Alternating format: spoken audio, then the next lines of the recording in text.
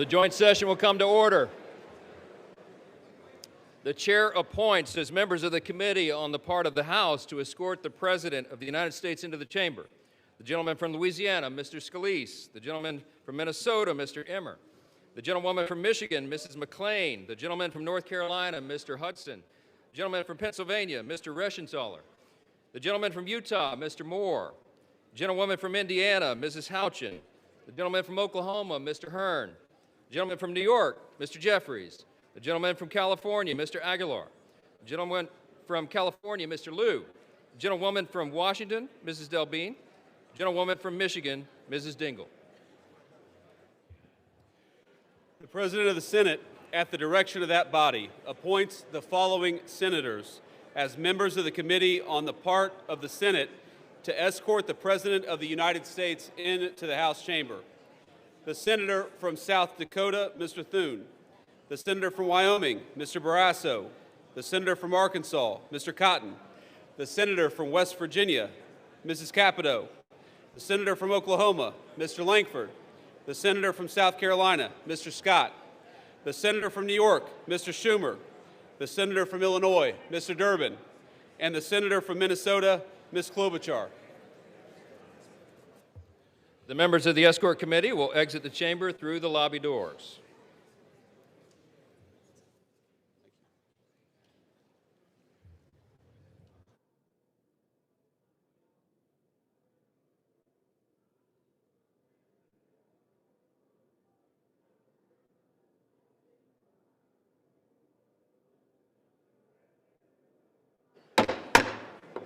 Mr. Speaker, the Acting Dean of the Diplomatic Corps.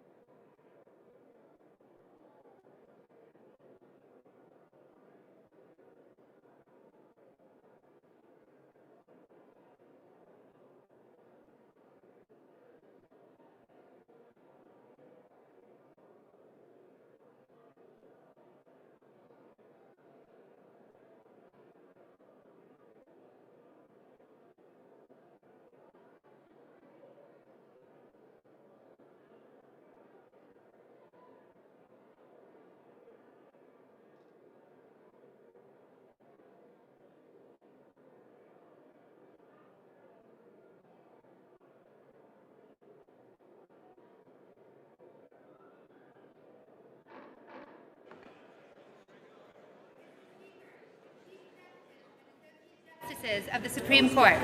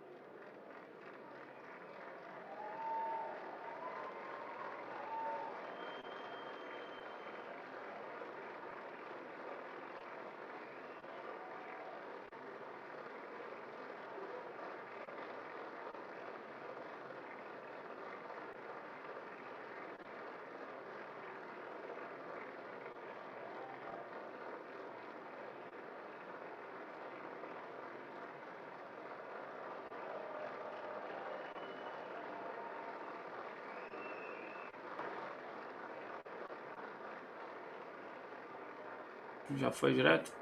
Tá cortado ou não? Tá bom.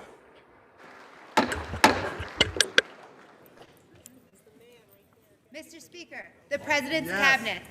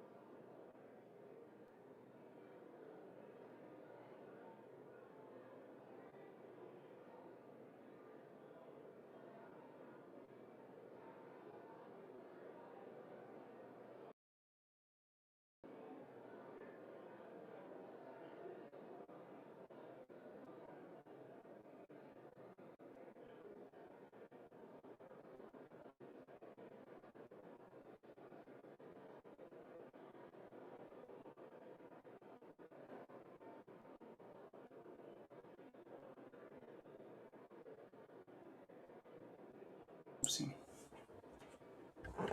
Deixa eu ver.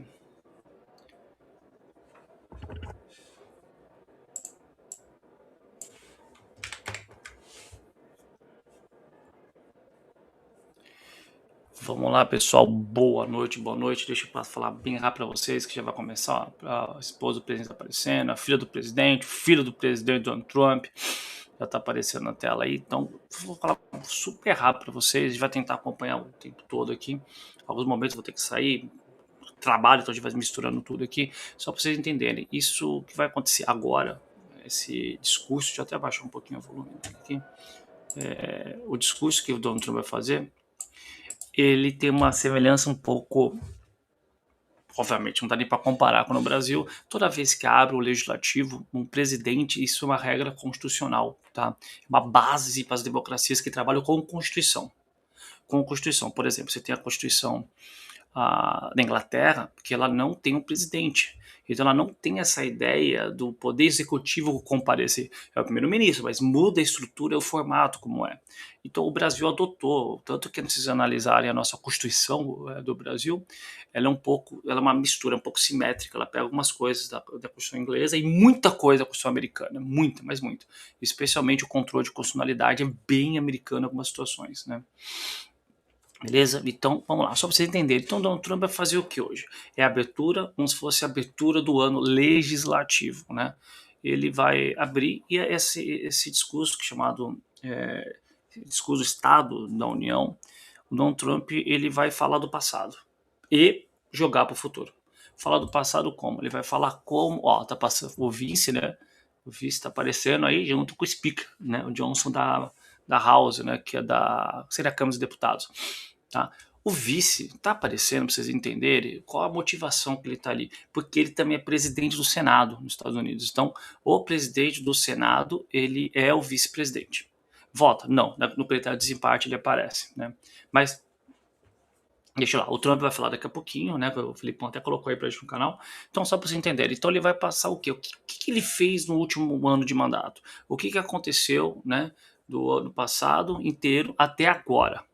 Então ele vai fazer ponderações, explicar, vocês vão ver que é uma sequência de bate-palmas, ele comenta alguma coisa, as pessoas estão sentadas, levantam, batem palma, é sequencial isso, né? É uma praxe que não veio da América, isso aí é a minha visão, isso aí veio da Inglaterra, né? Que toda vez que ele fala e finaliza um certo tópico, é normal os parlamentares estarem sentados, levantarem e baterem palmas, é uma forma de cordialidade, não é anuência ao que ele está falando.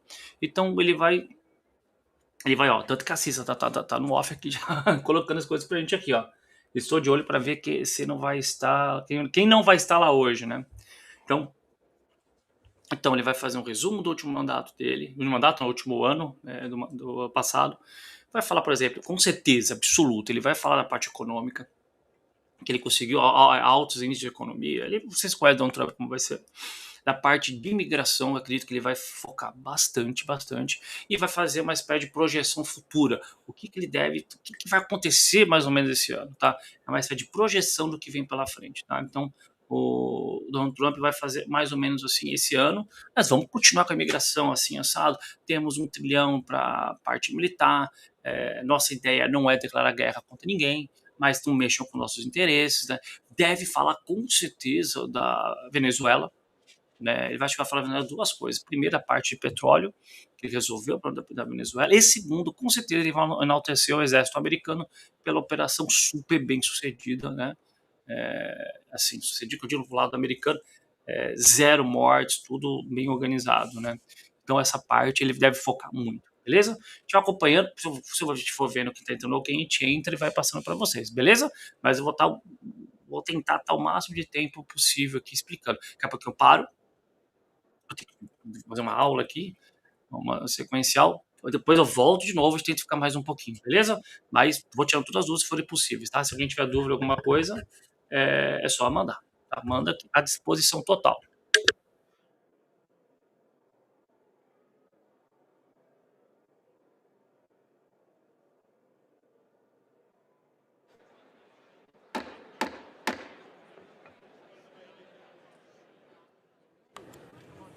Mr. Speaker, the President of the United States. Felipe, não. Vamos lá, gente, o Donald Trump tá entrando agora. Deixa eu até aumentar o volume para vocês ouvirem o quantidade de palmas que vai acontecer. Me avisa, Felipe, se quer que eu mexa aqui para te ajudar.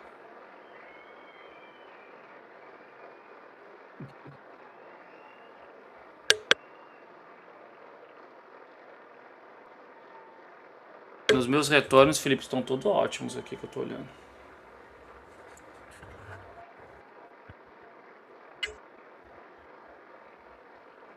Mas vai mexendo tranquilo, vai demorar um time, Felipe, para ir, tá? Tem alguns segundos aí, pode mexer.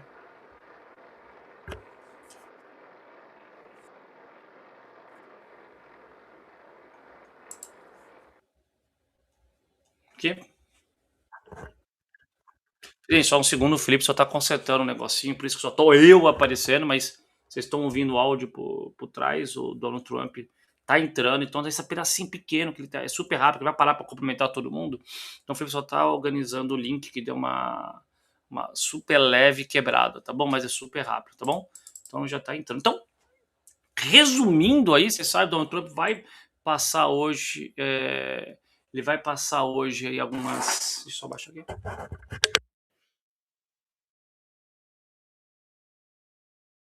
Ele vai resumir o que aconteceu no último ano dele, vai enaltecer muito o governo dele, isso aí é uma questão de lógica, óbvio, né? Ele vai detalhar o máximo possível do que ele fez, deixou de fazer, quem já conhece o Donald Trump sabe como vai ser. Vocês vão ver, quem nunca assistiu esse discurso do Estado da União, vocês vão ver que é bem bacana. Eu falo bem bacana porque, assim, já quiserem comparar, por exemplo, com o do Biden, era uma coisa muito vontade de dormir, era uma coisa bem ruim de ver, bem cansativa. Do Trump, já vi outros. Então, assim, do Trump é muito legal. Vocês vão ouvir, assim, com... Puta, que legal, né? O último expulsaram, né? Vamos ver se acontece. Expulsaram um parlamentar, né? Saiu um deputado da House, né? Era um doidinho, com cabelo comprido, meio doidão, não lembro de cabelo. Obviamente democrata, né? Ele ficou atrapalhando, gritava, aquela coisa toda.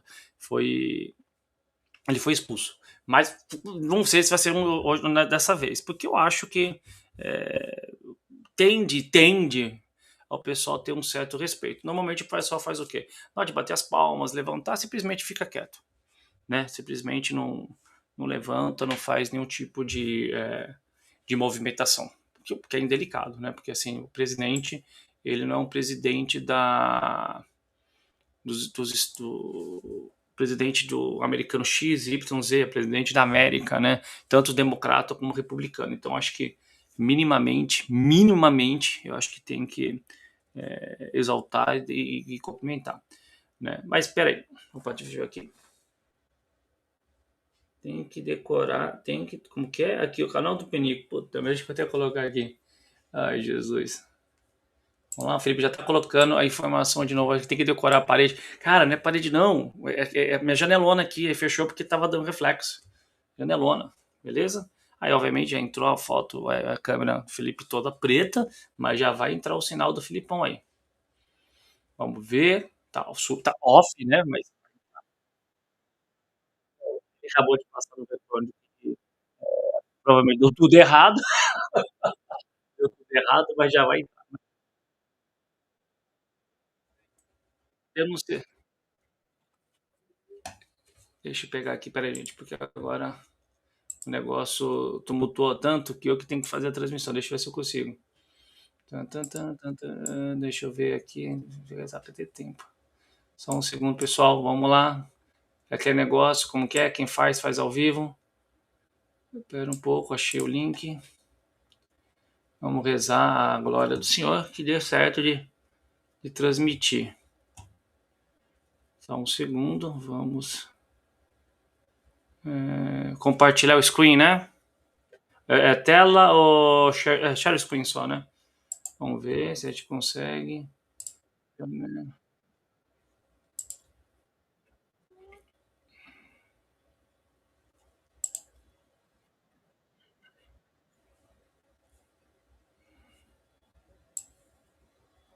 Deixa eu ver o negócio, deixa eu baixar as minhas outras coisas para cá, para não misturar nada. Eu deixo uma tela inteirinha para transmissão.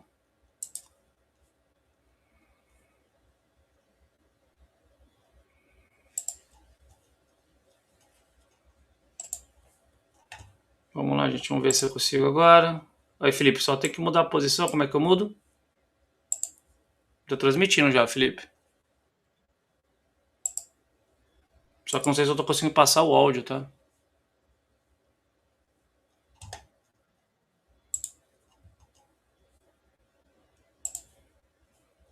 Deixa eu ver se o áudio... Ó, o áudio. Espera um pouquinho, já vou deixar melhor para todo mundo acompanhar melhor com a gente.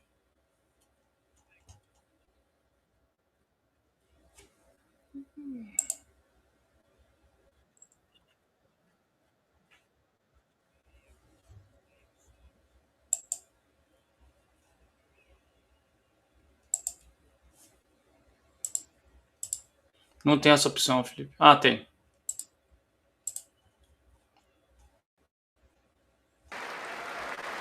Ainda bem.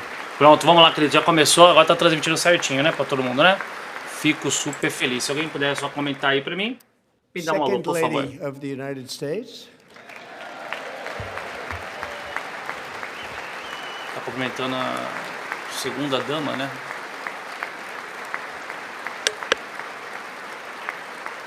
Saindo tudo certo, Felipe? Depois você confirma para mim. Minha voz e lá também. Members of Congress and my fellow Americans. Our nation is back, bigger, better, richer, and stronger than ever before.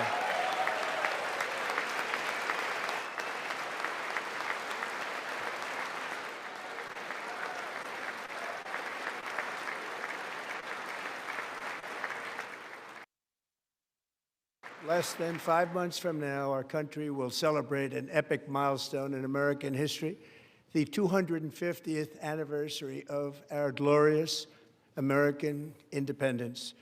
This July 4th, we will mark 2.5 centuries of liberty and triumph, progress and freedom in the most incredible and exceptional nation ever to exist on the face of the earth. And you've seen nothing yet. We're going to do better and better and better. This is the golden age of America.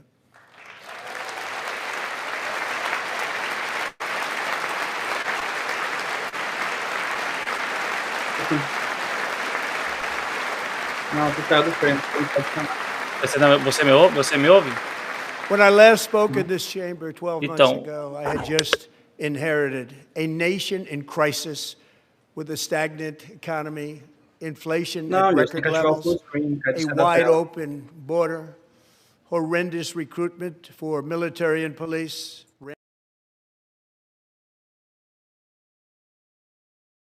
Tonight, after just 1 year,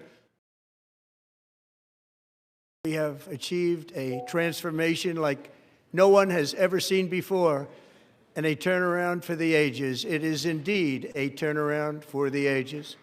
Eu não sei o que aconteceu, cara, quebrou alguma coisa na outra cena.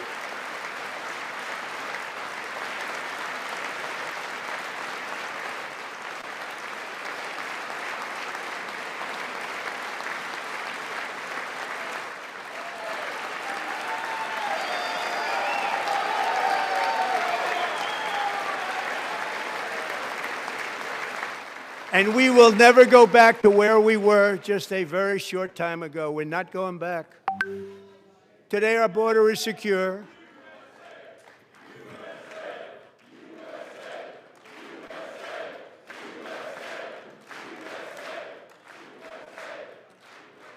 Thank you. Today, our border is secure. Our spirit is restored. Inflation is plummeting. Incomes are rising fast. The roaring economy is roaring like never before, and our enemies are scared. Our military and police are stacked, and America is respected again, perhaps like never before.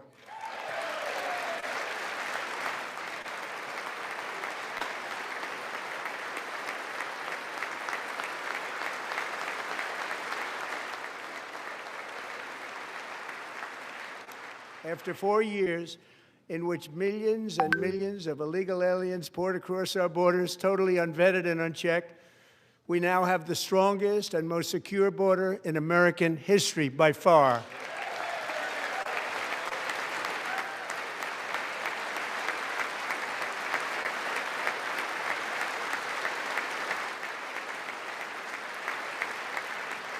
In the past 9 months, 0 illegal aliens have been admitted to the United States.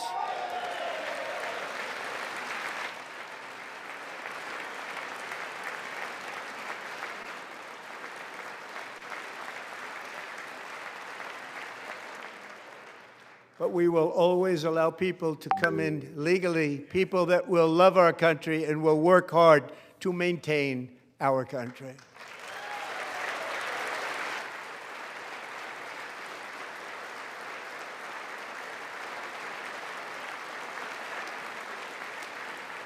The flow of deadly fentanyl across our border is down by a record 56% in 1 year.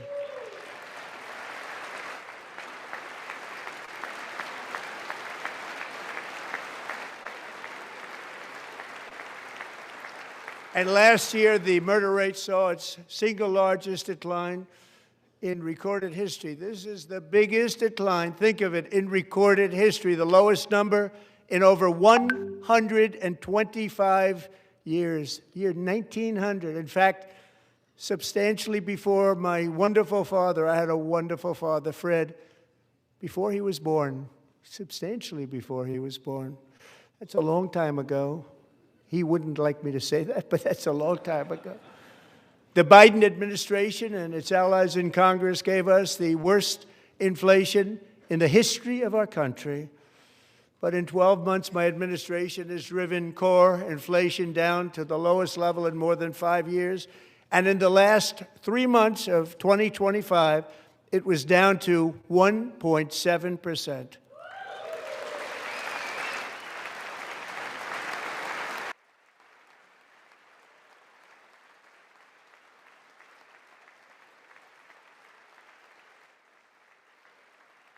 Pessoal, só para dar um alô para vocês, ficar mais fácil. O Trump tá comentando e tal. Eu não tô conseguindo entrar toda hora, mas os comentários, a Cissa tá meio que dando a tradução para vocês. Então acompanha nos comentários, tá show de bola, beleza?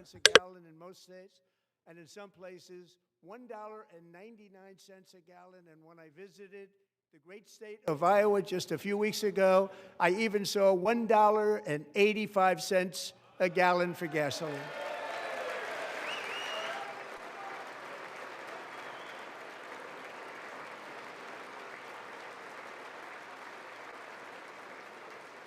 Mortgage rates are the lowest in 4 years and falling fast, and the annual cost of a typical new mortgage is down almost $5,000 just since I took office. 1 year.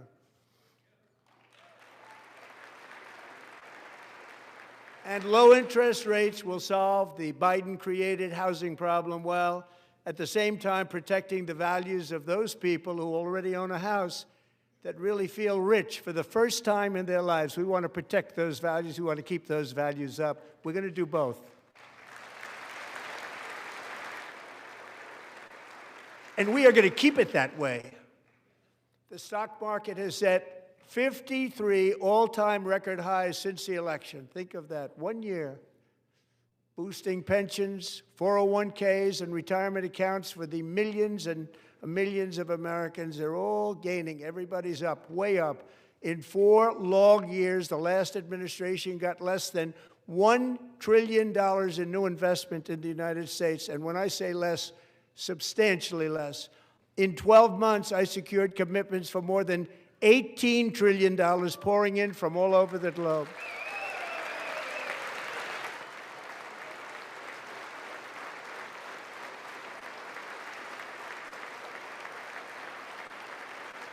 Think of it, much less than $1 trillion for 4 years versus much more than $18 trillion for 1 year. What a difference a president makes. A short time ago, we were a dead country. Now we are the hottest country anywhere in the world, the hottest.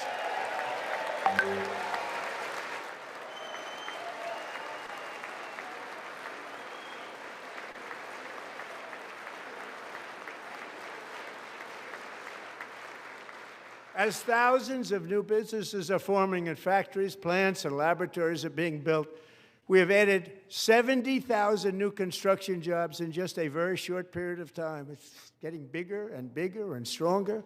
Nobody can believe what they're watching. American oil production is up by more than 600,000 barrels a day, and we just received from our new friend and partner, Venezuela, more than 80 million barrels of oil.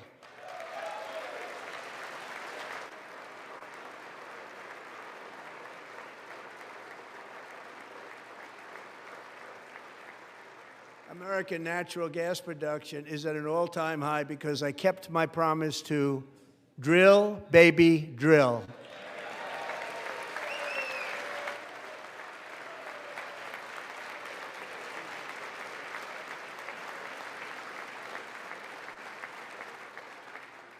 More Americans are working today than at any time in the history of our country. Think about that. Any time in the history of our country, more working today.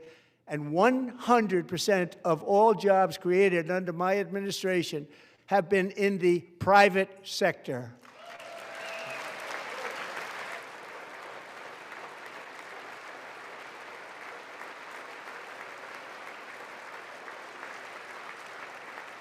We ended DEI in America.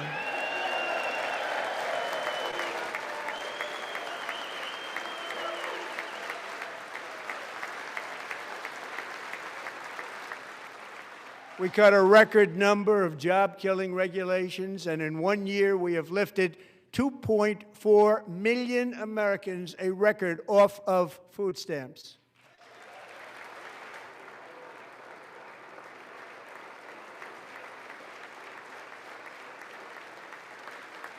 And for all of these reasons, I say tonight, members of Congress, the state of our union is strong.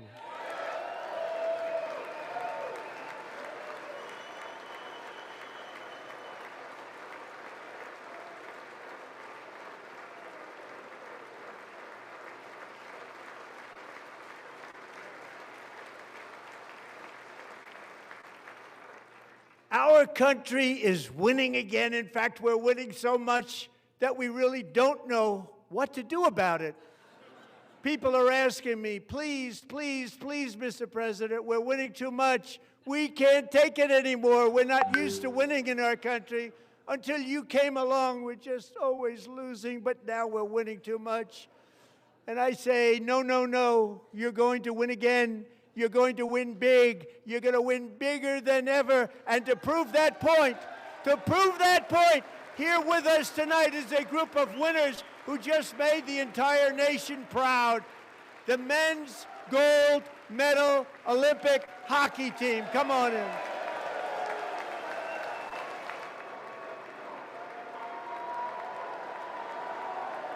Não, agora é necessário, né? Ele chamou a equipe de rock, que massacrou o time do Filipão do Canadá. Então, a equipe de rock americana, né? Porque as feministas, né, tiveram algum problema lá, né? Raça de assadura, não puderam comparecer. Beleza? Isso é importante, o Filipão tá triste.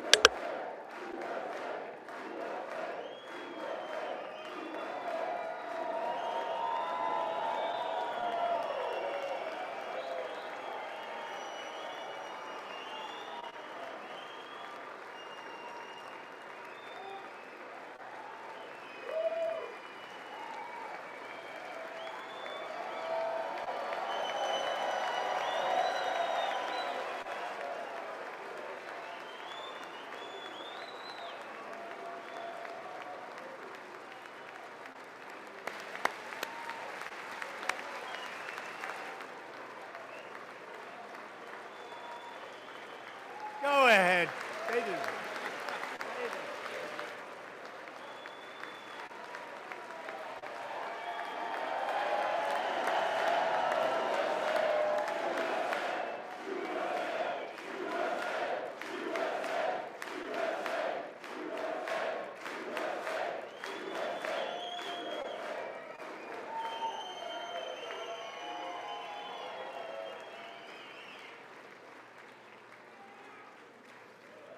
That's the first time I've ever seen them get up.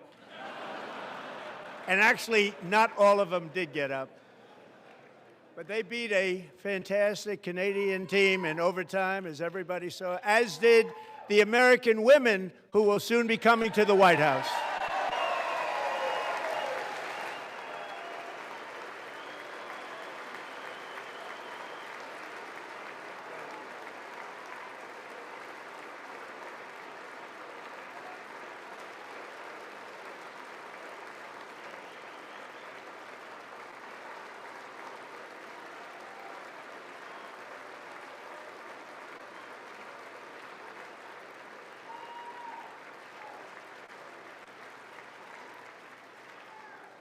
They were in the Oval Office before, and I just want to say a second very big congratulations to Team USA. But I have to say that, and I told them this, and we took a vote of the team. I said, anybody votes no, I'm not doing it.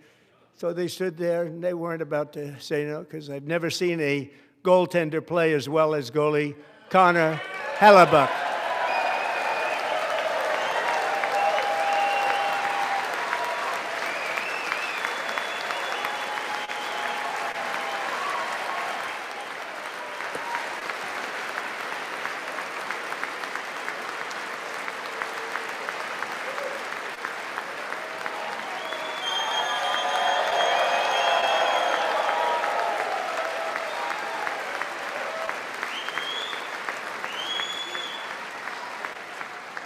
Think of it, 46 shots on goal, and I asked him, the one shot, the one where you put your stick in the back and it hit the neck of your stick and bounced off, do you practice that, or was that a little lucky?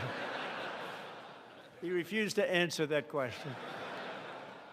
But I just want to tell you that the members of this great hockey squad will be very happy to hear, based on their vote and my vote, and in this case my vote was more important, that I will soon be presenting Connor with our highest civilian honor, which we will be given and which has been given to many athletes over the years. But when I say many, not too many, like 12, it's called the highest civilian honor in our country, the Presidential Medal of Freedom.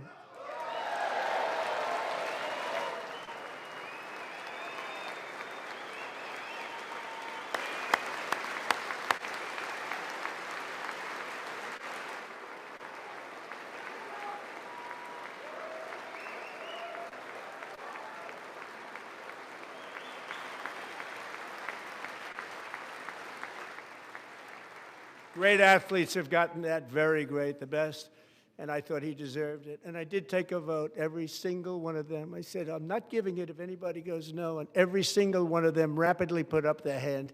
So I want to thank you. What a special job you did. What special champions you are. Thank you very much.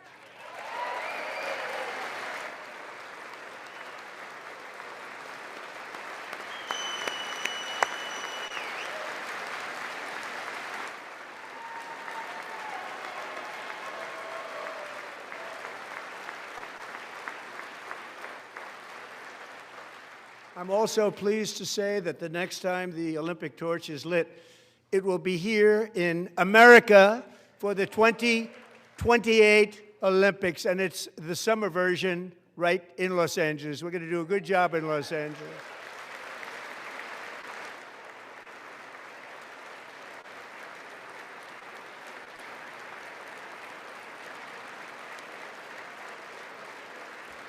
Vou pegar aqui agora. And Los Angeles is going to be safe, just like Washington, D.C. is now one of the safest cities in the country.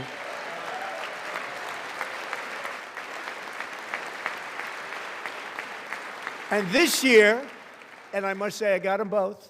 I got them in my first term, and I was disappointed because I didn't think I'd be the president when this happened.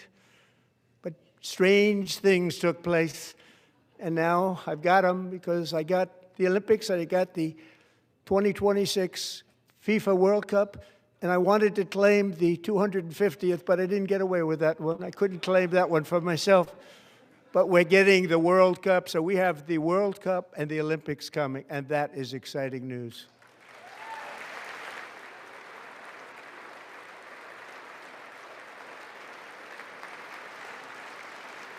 So this will be a year to celebrate our country and the heroes who have kept it free. Men like Buddy Taggart. At age 17, Buddy volunteered to defend America in World War II, serving in the Pacific under the great General Douglas MacArthur. He fought bravely in the famous Battle of Manila, worked so hard. He was badly wounded and almost killed by enemy machine guns in Luzon. And 81 years ago this month, he liberated the largest internment camp in the Philippines, one of the largest anywhere in the world. But he earned many honors, including a Purple Heart and a Bronze Star, came home, started a family, and tonight he is in the gallery looking forward to July 4th, 2026, his 100th birthday.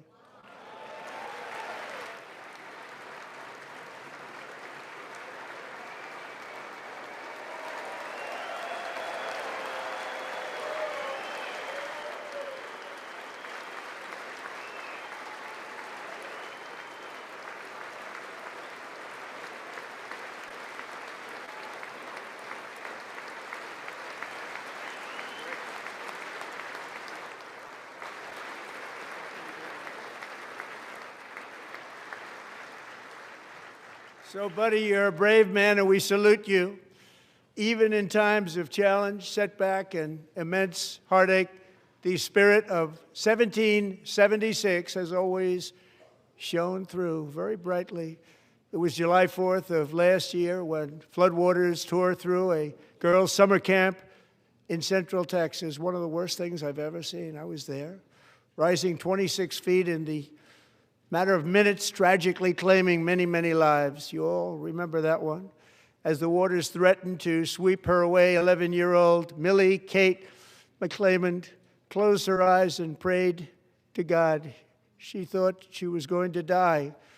Those prayers were answered when Coast Guard rescue swimmer Scott Ruskin descended from a helicopter above. Nobody knew where he came from. It was Scott's first ever rescue mission, a young guy, but very brave, very, very top, always top in his class. And he lifted not just Millie Kate, but 164 others to safety.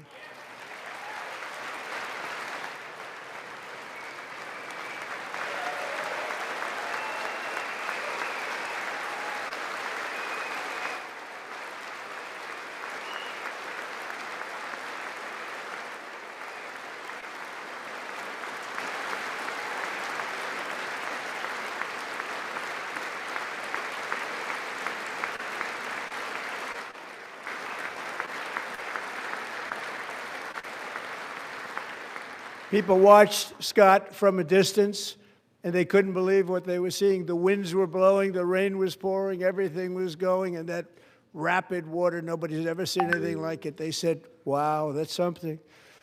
Tonight, Scott and Millie Kate are here together, reunited for the very first time. Thank you, Scott, Millie Kate.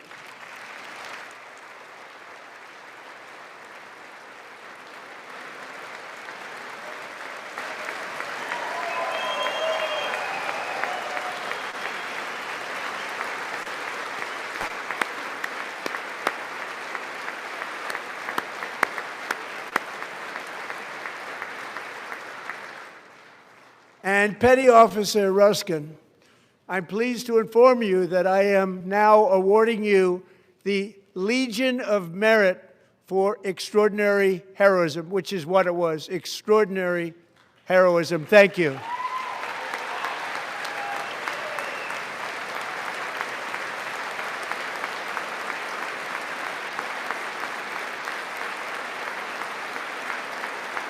And I'd like to have the military aide to please come down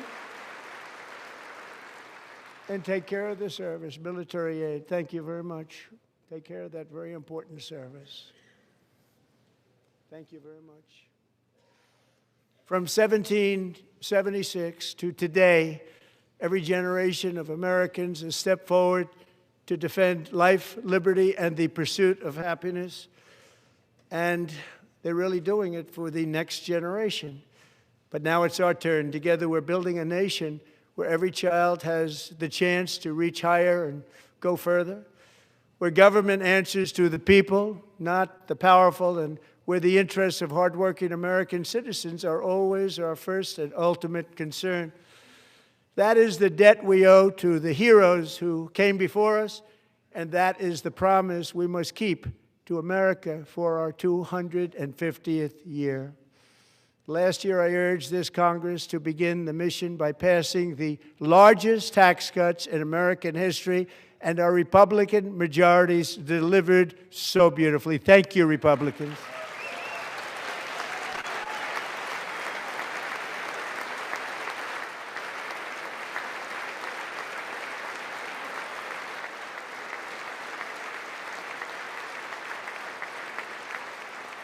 All Democrats, every single one of them, voted against these really important and very necessary massive tax cuts.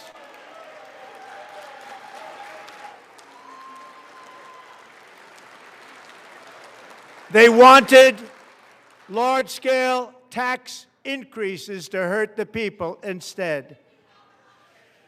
But we held strong, and with the great, big, beautiful bill, we gave you no tax on tips, no tax on overtime, and no tax on Social Security for our great seniors.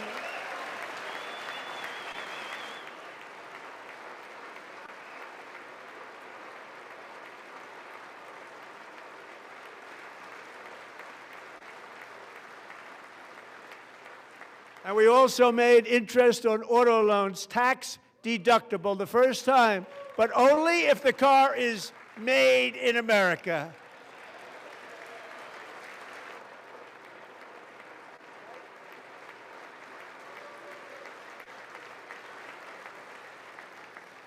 Recently in Pennsylvania, I met Megan Hemhauser, a devoted mom who's homeschools her children, beautiful, 2 children, during the day while waiting tables at night as her husband works overtime operating very heavy equipment.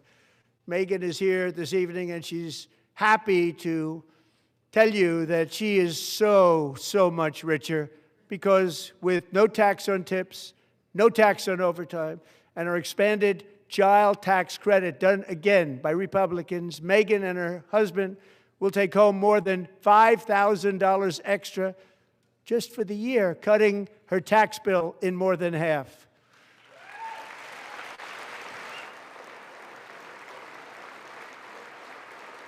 Megan, please stand up. We're fighting for you, Megan.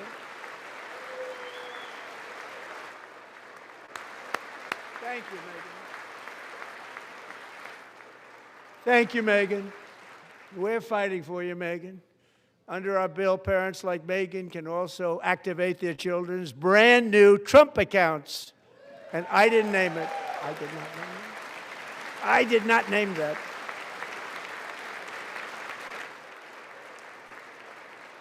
Nobody believes me, but I did not name it. It was named by a very tall man sitting right there in the third row. Nice man, a good man. Tax-free investment accounts for every American child. This is something that's so special and has taken off and gone through the roof. Millions will be pre-funded courtesy of the U.S. Treasury and private individuals like Michael and Susan Dell, who have donated $6.25 billion to fund the Trump accounts for 25 million American children. They're great people.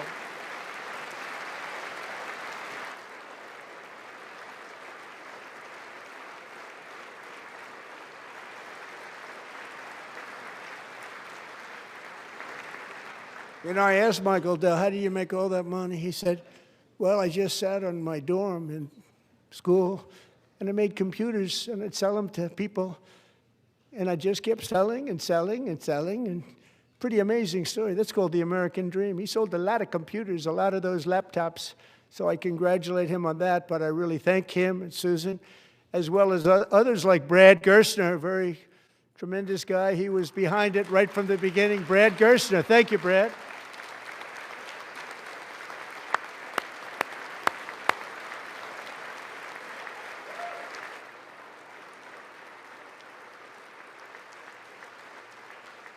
So with modest additional contributions, these young people's accounts could grow to over $100,000 or more by the time they turn 18. Think of it. How much money is that for somebody that started with nothing?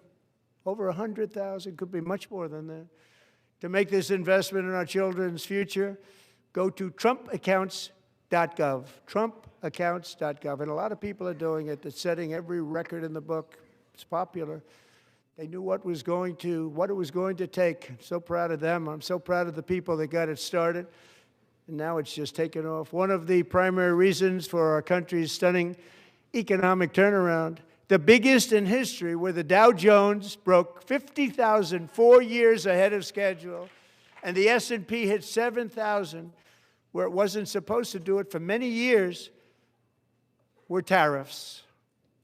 I used these tariffs, took in hundreds of billions of dollars to make great deals for our country, both economically and on a national security basis. Everything was working well. Countries that were ripping us off for decades are now paying us hundreds of billions of dollars. They were ripping us so badly, you all know that. Everybody knows it. Even the Democrats know it. They just don't want to say it. And yet these countries are now happy, and so are we. We made deals. The deals are all done. And they're happy.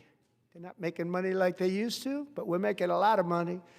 There was no inflation, tremendous growth, and the big story was how Donald Trump called the economy correctly, and 22 Nobel Prize winners in economics didn't. They got it totally wrong. They got it really wrong. And then just 4 days ago, an unfortunate ruling from the United States Supreme Court. It just came down. It came down. Very unfortunate ruling.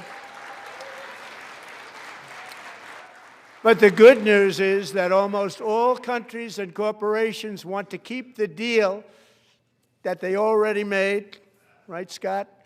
Knowing that the legal power that I, as president, have to make a new deal could be far worse for them, and therefore they will continue to work along the same successful path that we had negotiated before the Supreme Court's unfortunate involvement. So despite the disappointing ruling, these powerful country-saving, it's saving our country, the kind of money we're taking in, peace-protecting. Many of the wars I settled was because of the threat of tariffs. I wouldn't have been able to settle them without. Will remain in place under fully approved and tested alternative legal statutes. And they have been tested for a long time.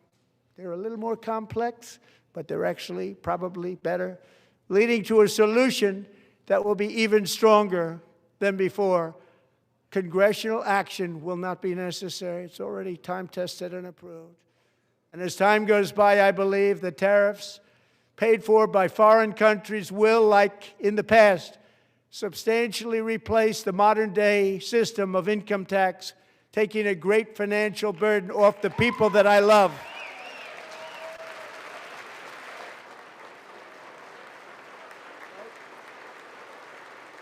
Right?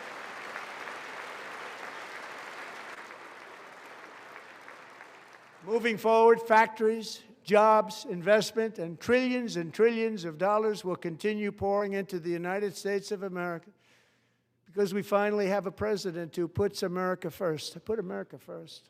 I love America.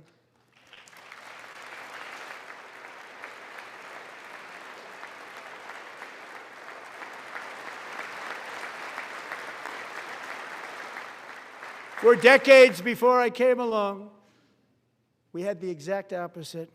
From trade to healthcare, from energy to immigration, everything was stolen and rigged in order to drain the wealth out of the productive, hardworking people who make our country great, who make our country run. Under Biden and his corrupt partners in Congress and beyond, it reached a breaking point with the Green New scam, open borders for everyone. They poured in by the millions and millions from prisons, from mental institutions. They were murderers, 11,888 murders. They came into our country. You allowed that to happen. And record-setting inflation that cost the typical family $34,000 in just a speck of time. Now the same people in this chamber who voted for those disasters suddenly use the word affordability, a word, they just used it. Somebody gave it to them, knowing full well that they caused and created the increased prices that all of our citizens had to endure. You caused that problem. You caused that problem.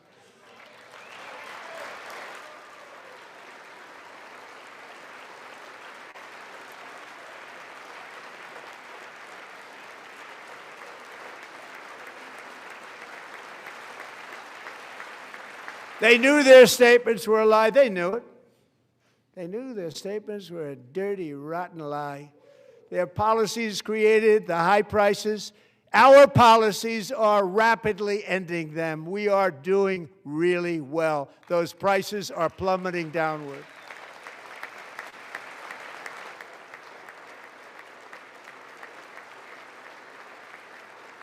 The price of eggs is down 60%, Madam Secretary, thank you. The cost of chicken, butter, fruit, hotels, automobiles, rent is lower today than when I took office by a lot. And even beef, which was very high, is starting to come down significantly. Just hold on a little while. We're getting it down. And soon you will see numbers that few people would think were possible to achieve just a short time ago. Nobody can believe when they see the kind of numbers, and especially energy, when they see energy going down to numbers like that, they cannot believe it. It's like another big tax cut. I'm also confronting one of the biggest ripoffs of our times, the crushing cost of health care caused by you. Since the passage of the Unaffordable Care Act, sometimes referred to as Obamacare, big insurance companies have gotten rich. It was meant for the insurance companies, not for the people. With our government giving them hundreds and hundreds of billions of dollars a year as their stock prices soared 1,000, 1,200, 1,400, and even 1,700%, like nothing else. That's why I introduced the great health care plan. I want to stop all payments to big insurance companies and instead give that money directly to the people so they can buy their own health care, which will be better health care at a much lower cost.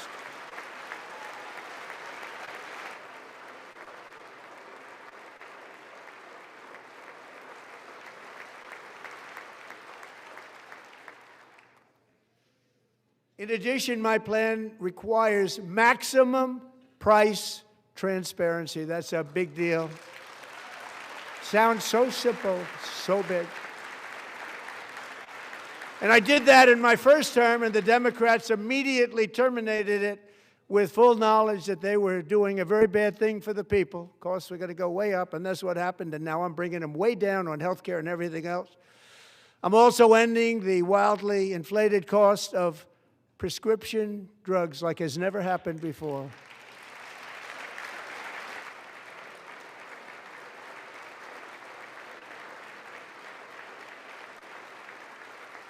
Other presidents tried to do it, but they never could. They tried. Most didn't try, actually. But they tried. They said they tried. They couldn't do it. They didn't even come close. They were all talk and no action, but I got it done. Under my just enacted most favored nation agreements, Americans who have for decades paid by far the highest prices of any nation anywhere in the world for prescription drugs will now pay the lowest price anywhere in the world for drugs. Anywhere, the lowest price.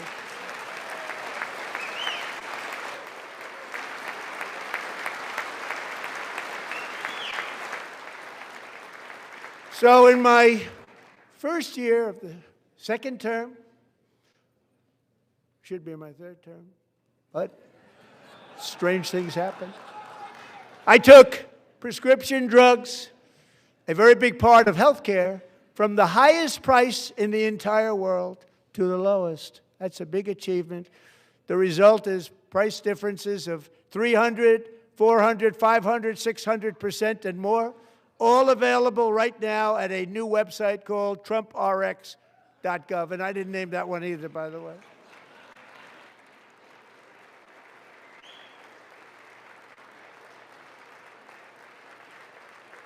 And here tonight is the very first customer ever to get that big discount, and it is big, Catherine Rayner. For 5 years, she and her husband have struggled with infertility, and they turned to IVF. One drug has been costing Catherine $4,000 to purchase, but a few weeks ago, she logged onto the TrumpRx website and got that same drug that cost $4,000, got it for under $500. A reduction of much more, actually, than $3,500. Catherine, we are all praying for you, and you're going to be a great mom.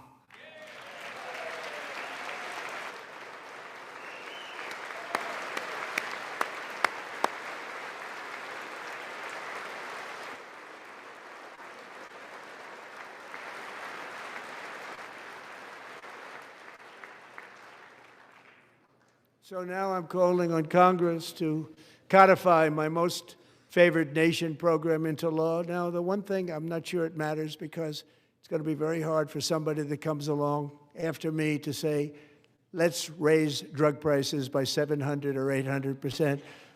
But John and Mike, if you don't mind, codify it anyway. They may do it. Codify it anyway. Thank you.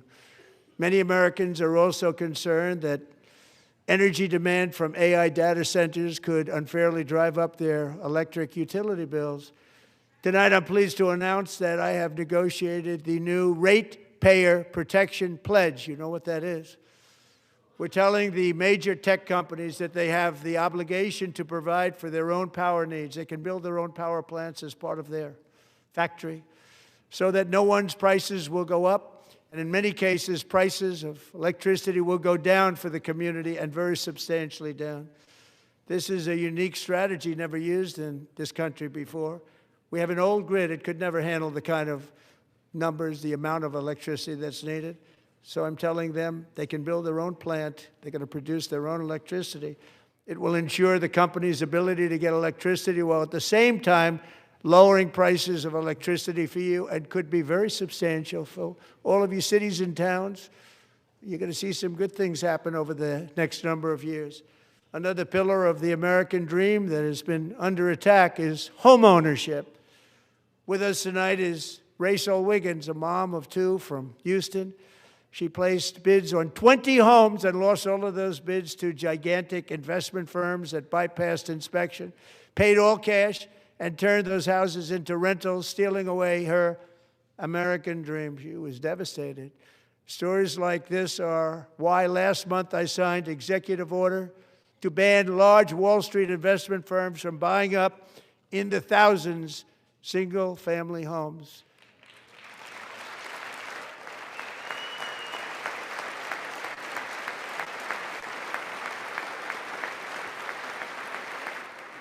And now I'm asking Congress to make that ban permanent, because homes for people, really, that's what we want. We want homes for people, not for corporations. Corporations are doing just fine. Raysel, thank you very much. Good luck with your home. You'll get one soon.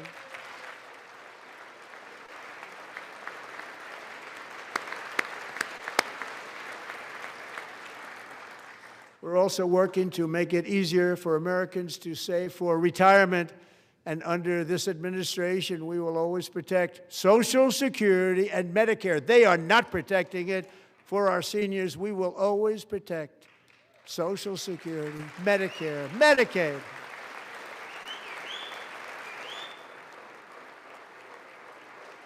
Since I took office, the typical 401k balance is up by at least $30,000.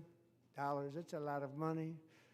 We have millions and millions of people, because the stock market has done so well, setting all those records. Your 401ks are way up. Yet half of all of working Americans still do not have access to a retirement plan with matching contributions from an employer. To remedy this gross disparity, I'm announcing that next year my administration will give these often forgotten American workers, great people, the people that built our country, access to the same type of retirement plan offered to every federal worker. We will match your contribution with up to $1,000 each year. As we ensure that all Americans can profit from a rising stock market, let's also ensure that members of Congress cannot corruptly profit from using insider information.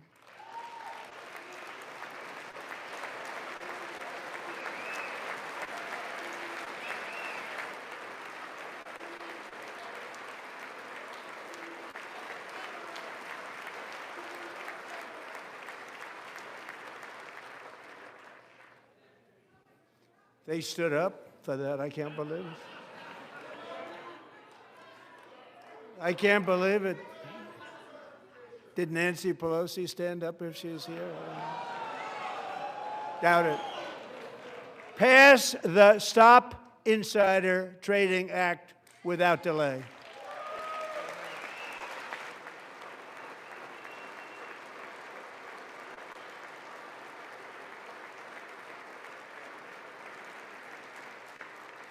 I wasn't sure if anybody even on this side was going to applaud for that. I'm very impressed. Thank you. I'm very impressed. But when it comes to the corruption that is plundering, it's plundering America. There's been no more stunning example than Minnesota, where members of the Somali community have pillaged an estimated $19 billion from the American taxpayer. Oh, we have all the information. And in actuality, the number is much higher than that. And California, Massachusetts, Maine, and many other states are even worse. This is the kind of corruption that shreds the fabric of a nation, and we are working on it like you wouldn't believe. So tonight, although started 4 months ago, I am officially announcing the war on fraud to be led by our great Vice President, J.D. Vance.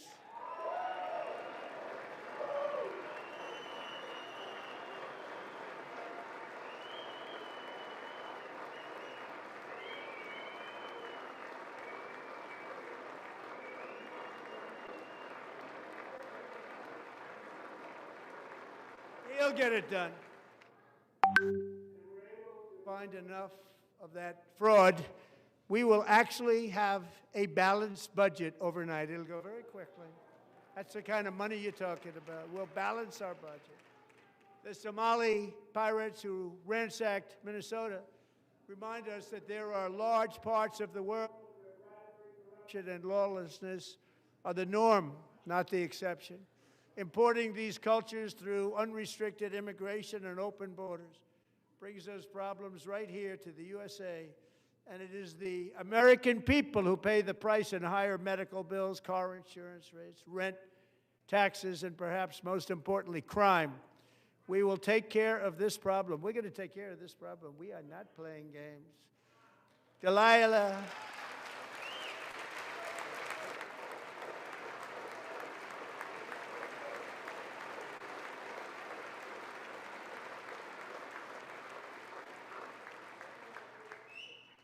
Delilah Coleman was only 5 years old in June 2024 when a 18-wheel tractor trailer plowed into her stopped car traveling at 60 miles an hour or more.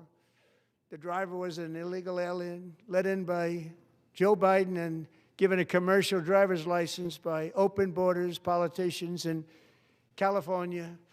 Doctors said Delilah would never be able to walk or talk, have a good life. She wouldn't even be able to eat again. But against all odds, she is now in the first grade learning to walk. And she's here this evening with her dad, Marcus, a fantastic man. Delilah, please, you are a great inspiration. Please stand up.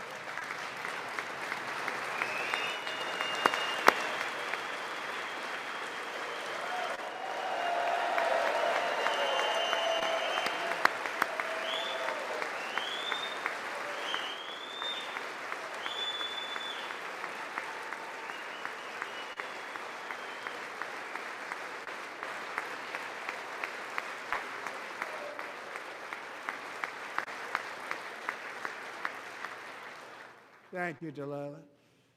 Many, if not most, illegal aliens do not speak English and cannot read even the most basic road signs as to direction, speed, danger, or location. That's why tonight I'm calling on Congress to pass what we will call the Delilah Law, barring any state from granting commercial driver's licenses to illegal aliens.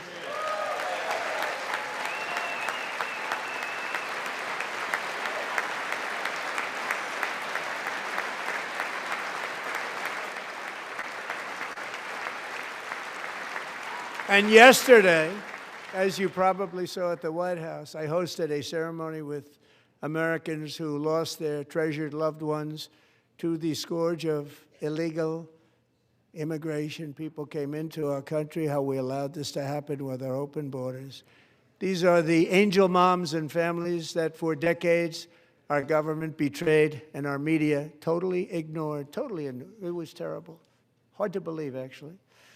In 2023, a 16-year-old high school cheerleader named Elizabeth Medina was supposed to perform in her town's Christmas parade, but she never arrived. Her mother, Jacqueline, went home to look for her, and she found her lying dead in a bathtub, bleeding profusely after being stabbed 25 times.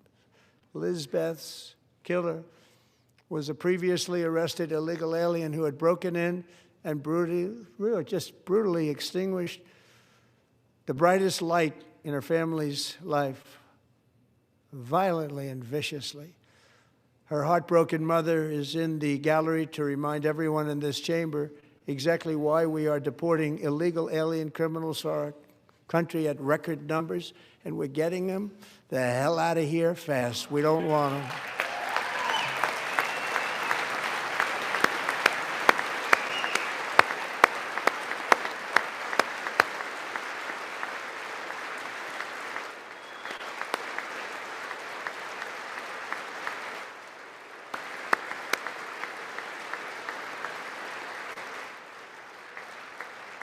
Thank you very much, Jacqueline. Thank you.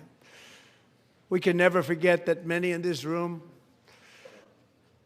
not only allowed the border invasion to happen before I got involved, but indeed they would do it all over again if they ever had the chance. If they ever got elected, they would open up those borders to some of the worst criminals anywhere in the world.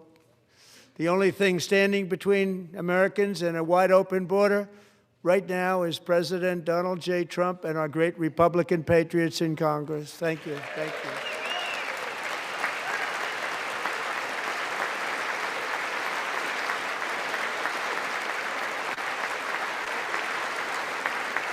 As we speak, Democrats in this chamber have cut off all funding for the Department of Homeland Security. It's all cut off. It's all cut off. They have instituted another Democrat shutdown, the first one costing us 2 points on GDP. 2 points we lost on GDP, which probably made them quite happy, actually. Now they have closed the agency responsible for protecting Americans from terrorists and murderers.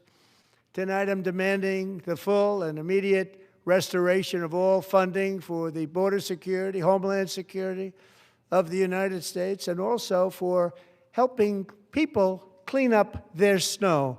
We have no money because of the Democrats, and it would be nice, we'd love to give you a hand at cleaning it up, but you gave no money. Nobody's getting paid. It's a shame. So you have to think about it. We have, in case you didn't know, a pretty large snowstorm out there. One of the great things about the State of the Union is how it gives Americans the chance to see clearly what their representatives really believe. So tonight I'm inviting every legislator to join with my administration in reaffirming a fundamental principle. If you agree with this statement, then stand up and show your support. The first duty of the American government is to protect American citizens, not illegal aliens.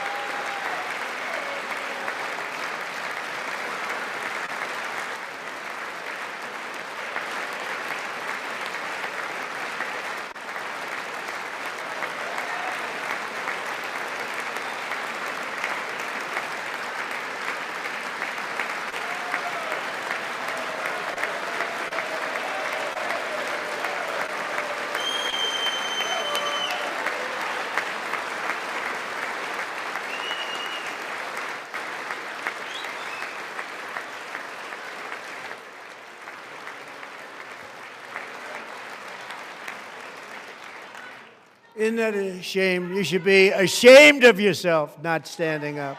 You should be ashamed of yourself. That is why I'm also asking you to end deadly sanctuary cities that protect the criminals and enact serious penalties for public officials who block the removal of criminal aliens. In many cases, drug lords, murderers all over our country, they're blocking the removal of these people out of our country, and you should be ashamed of yourself.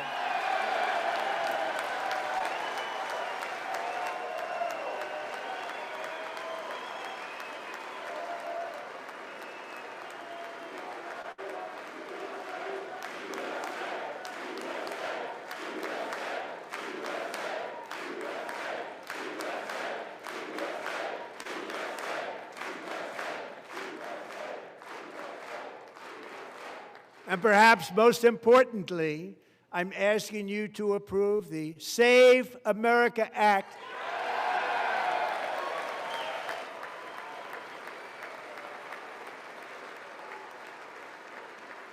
To stop illegal aliens and others who are unpermitted persons from voting in our sacred American elections. That cheating is rampant in our elections. It's rampant. It's very simple. All voters must show voter ID.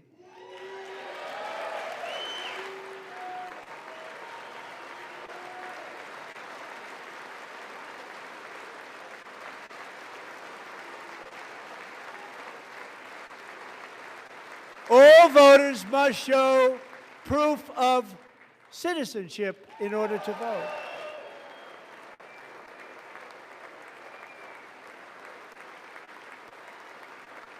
And no more crooked mail-in ballots except for illness, disability, military, or travel.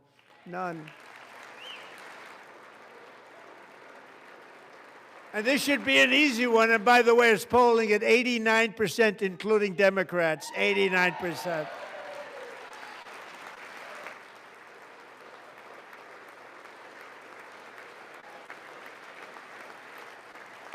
And even the new communist mayor of New York City, I think he's a nice guy, actually.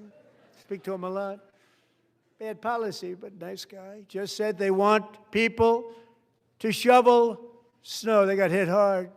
Wants them to shovel snow, but if you apply for that job, you need to show 2 original forms of ID and a Social Security card. Yet they don't want identification for the greatest privilege of them all, voting in America. No, it's no good. No good. Both Republicans and Democrats overwhelmingly agree on the policy that we just enunciated. And Congress should unite and enact this common sense, country-saving legislation right now, and it should be before anything else happens.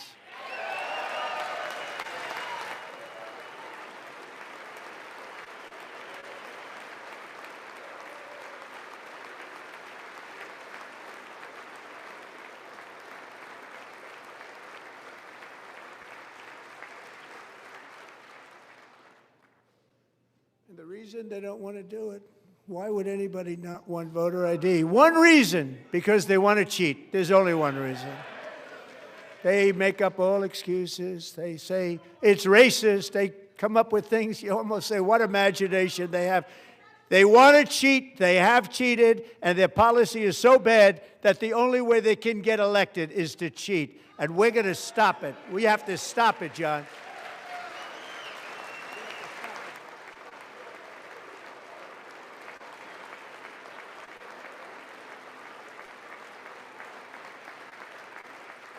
And here is one more opportunity to show common sense in government.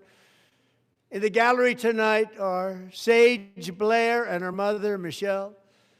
In 2021, Sage was 14 when school officials in Virginia sought to socially transition her to a new gender, treating her as a boy and hiding it from her parents. Hard to believe, isn't it? Before long, a confused Sage ran away from home after she was found in a horrific situation in Maryland. A left-wing judge refused to return Sage to her parents because they did not immediately state that their daughter was their son. Sage was thrown into an all-boys state home and suffered terribly for a long time. But today, all of that is behind them because Sage is a proud and wonderful young woman with a full-ride scholarship to Liberty University. Sage and Michelle, please stand up.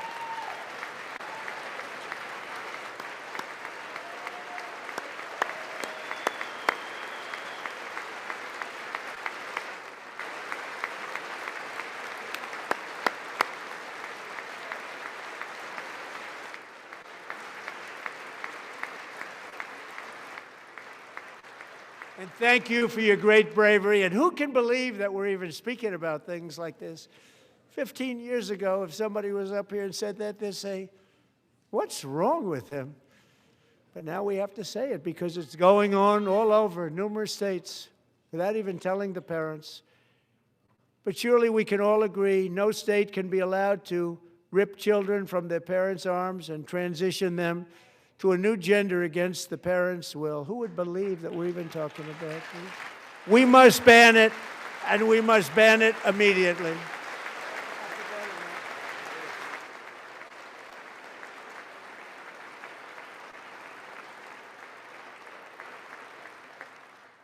Look, nobody stands up. These people are crazy, I'm telling you. They're crazy.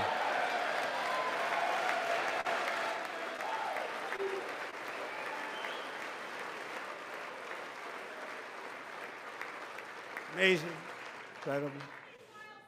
Boy, oh boy. We're lucky we have a country. With people like this, Democrats are destroying our country, but we've stopped it just in the nick of time, didn't we? Huh?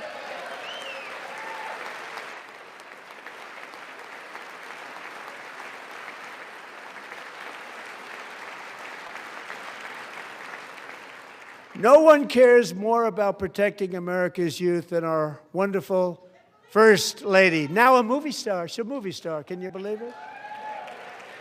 Who would have believed that?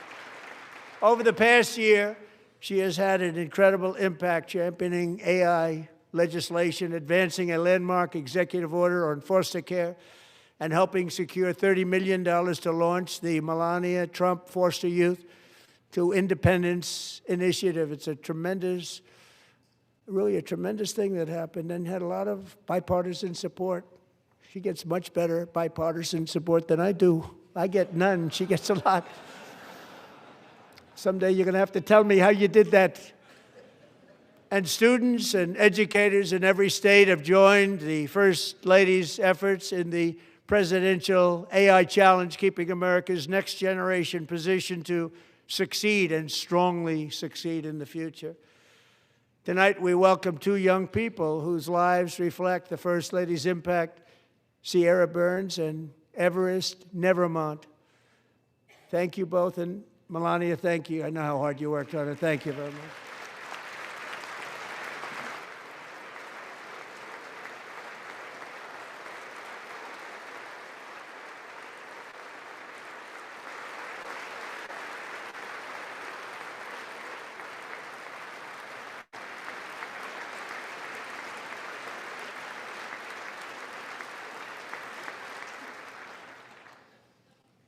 I'm very proud to say that during my time in office, both the first 4 years and in particular this last year, there has been a tremendous renewal in religion, faith, Christianity, and belief in God. Tremendous renewal.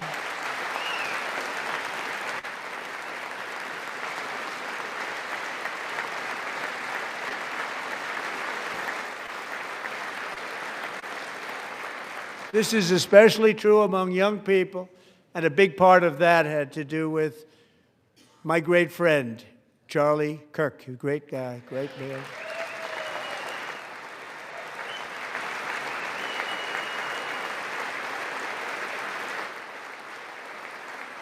So last year, Charlie was violently murdered by an assassin and martyred, really martyred for his beliefs. His wonderful wife, Erica, is with us tonight. Erica, please stand.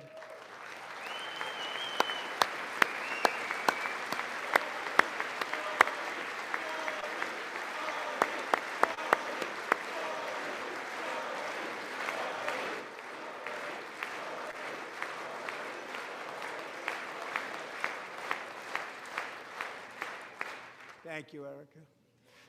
Been through a lot. In Charlie's memory, we must all come together to reaffirm that America is one nation under God, and we must totally reject political violence of any kind.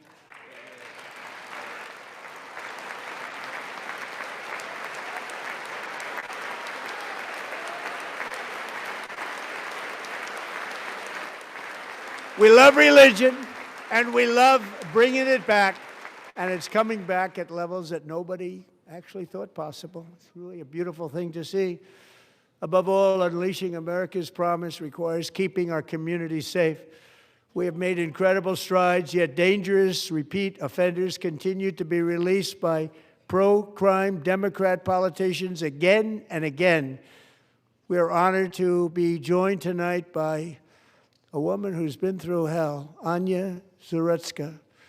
In 2022, she and her beautiful daughter, so beautiful, what a beautiful young woman, Irina, fled war-torn Ukraine to live with relatives near Charlotte, North Carolina. And by the way, what's going on with Charlotte? Last summer, 23-year-old Irina was riding home on the train when a deranged monster who had been arrested over a dozen times and was released through no cash bail, stood up and viciously slashed a knife through her neck and body. No one will ever forget. There were people on that train. No one will ever forget the expression of terror on Irina's face as she looked up at her attacker in the last seconds of her life. She died instantly. She had escaped a brutal war only to be slain by a hardened criminal set free to kill in America came in through open borders. Mrs. Zaretsky, tonight I promise you we will ensure justice for your magnificent daughter, Irina.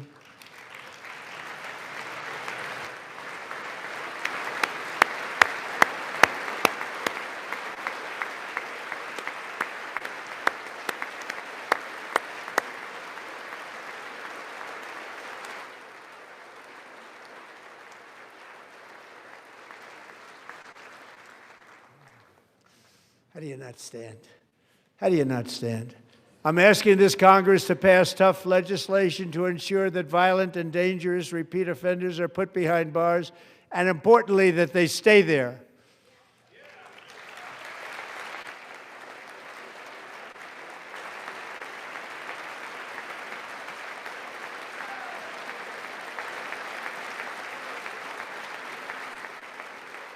Starting last summer, I deployed our National Guard and federal law enforcement to restore law and order to our most dangerous cities, including Memphis, Tennessee, big success, New Orleans, Louisiana, big success, and our nation's capital itself, Washington, D.C., where we have almost no crime anymore in Washington, D.C. How did that happen?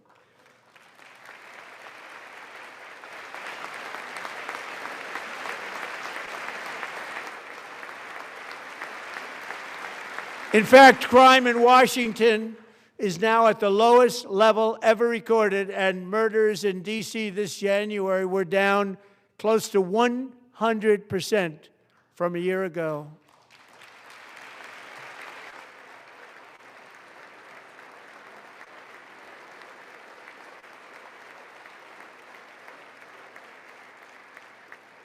They don't like to hear that.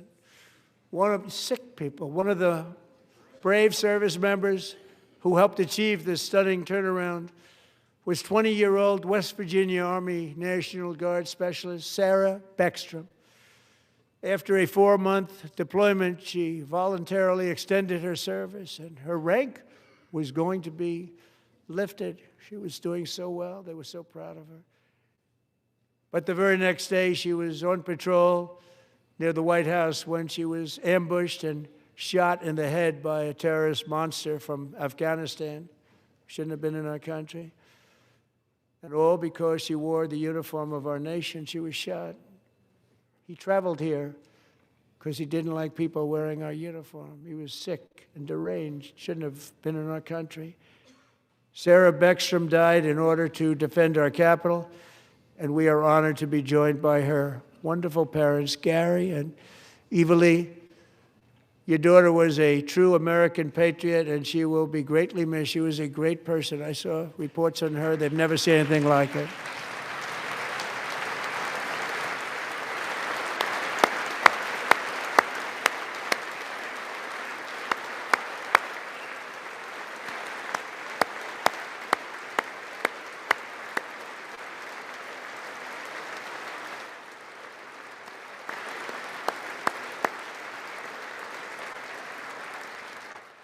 So sorry. Thank you very much. She's a great young lady. I saw reports that were like, perfect. She was perfect. Serving alongside Sarah that day was Staff Sergeant Andrew Wolf. The terrorist shot Andrew in the head, and no one thought he could possibly make it. The two of them, Sarah and Andrew, both shot violently in the head. Neither was expected to make it. They weren't even given a chance, except his wonderful mother, named Melody, who I spoke to the same night, and she was so positive. The doctors thought that Andrew was gone, but his mother said, no, Mr. President, Andrew will be fine. He's going to make it. I've never seen anything like it. I mean, he was given almost no chance. She said, I have no doubt, sir, he's going to be okay. This was a conversation that I had with her that night, with her son laying helplessly in bed, blood all over. Everybody is praying, she said, sir, he will be okay. The doctors didn't understand what she was saying, and after looking at the results of the damage done, neither did I. She was so strong and conclusive that even Andrew's great father felt she didn't really understand the gravity of the situation. But she turned out to be right. Right, Melody? She turned out to be right.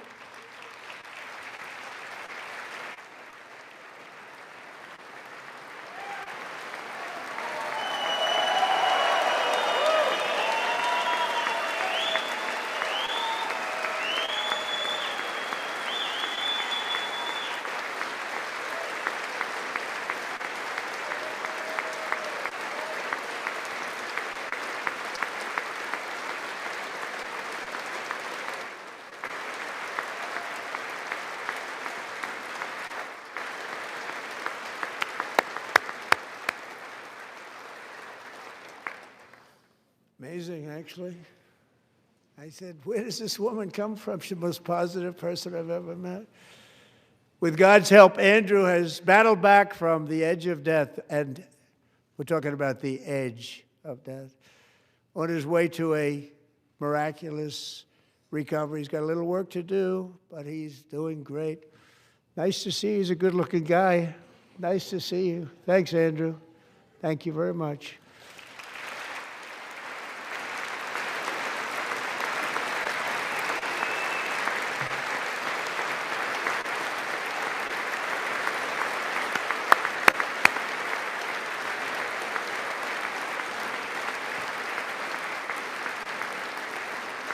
So, Andrew, while you're up, now I'm going to ask a highly respected General James Seward to present Staff Sergeant Andrew Wolf and the great family of Sarah Beckstrom with the award created by our late, great President George Washington himself. It's called the Purple Heart.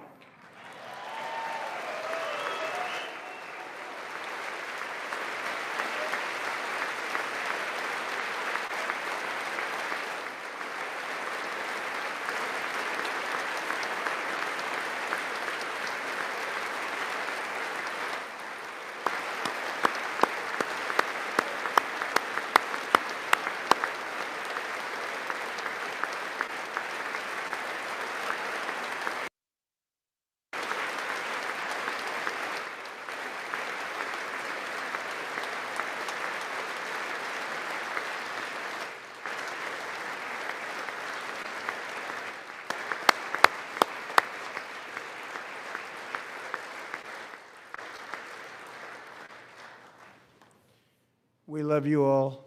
Love you. We're proudly restoring safety for Americans at home, and we are also restoring security for Americans abroad. Our country has never been stronger. In my first 10 months, I ended 8 wars, including Cambodia. Isn't it funny? Sick people. Cambodia and Thailand, Pakistan and India.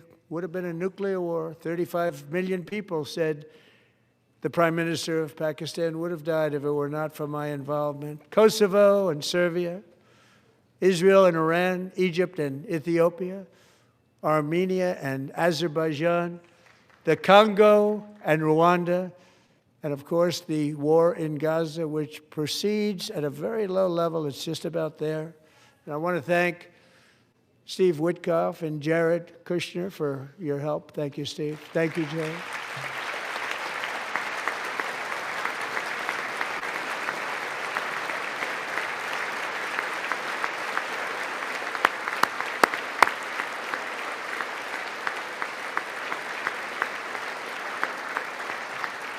And I also want to thank the man they report to, Secretary of State Marco Rubio. Thank you, Marco.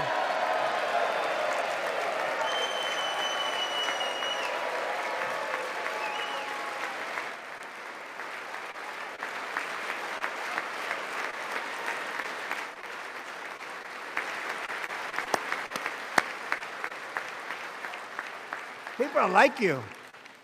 You know, Marco got 100% of the votes when he was in confirmation. I think our next one was about 54%. And some of the Democrats are now saying, I can't believe we approved that guy. And he said it's an honor that they feel that way, right, Marco? You have done a great job, great Secretary of State. I think he'll go down as the best ever.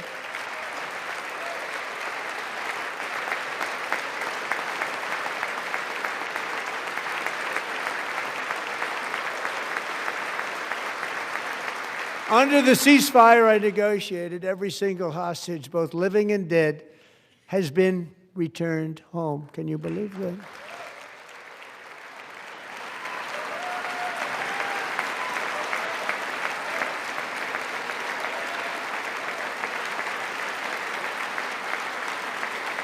Nobody thought it was possible. Nobody thought that was possible. Both living and dead. And those parents who had a dead son, their boy, they'd always tell me their boy, they wanted him as much as though he were living. It was an amazing period of time. And they came back, and when we got all of the living hostages back, and many, many before them, but I always said those last 20 are going to be very tough, but we got many, many more, hundreds. But I said those last 20 are going to be tough. We got them back. But we only got back 14 or 15 of the dead of the 28. And believe it or not, Hamas worked along with Israel, and they dug and they dug and they dug. It's a tough thing to do, going through bodies all over, passing up 100 bodies sometimes for each one that they found. Tough job. And they finally got it back to 27. And then Steve and Jared, they got it back to 28. They found all 28. Nobody thought that was possible, but we did it. And I remember the family of the 28th. They were so grieved, but they were so happy as it's possible to be. They had their boy back. The mother said, "Sir, we have our boy back." What a period of time that was, but we got them all back. So thank you both very much. Great job.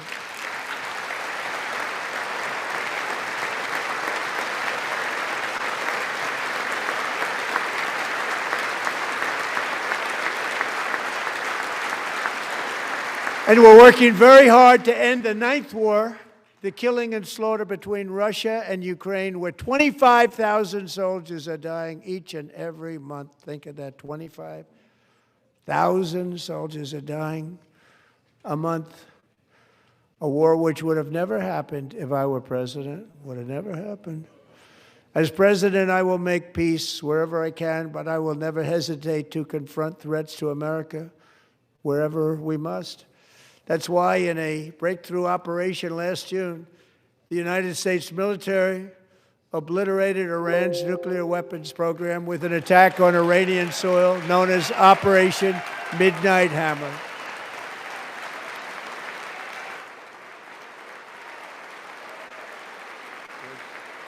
Good.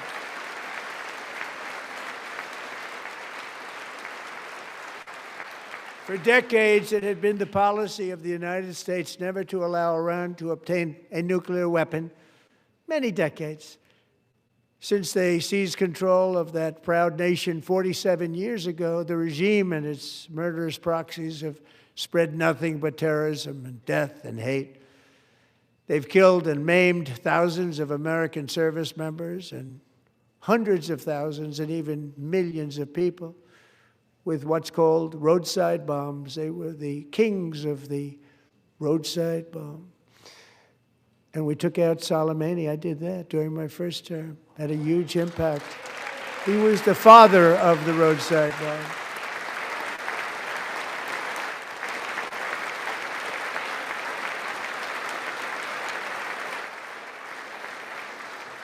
And just over the last couple of months with the protests, they've killed at least, it looks like, 32,000 protesters. 32,000 protesters in their own country. They shot them and hung them. We stopped them from hanging a lot of them with the threat of serious violence. But this is some terrible people. They've already developed missiles that can threaten Europe and our bases overseas, and they're working to build missiles that will soon reach the United States of America.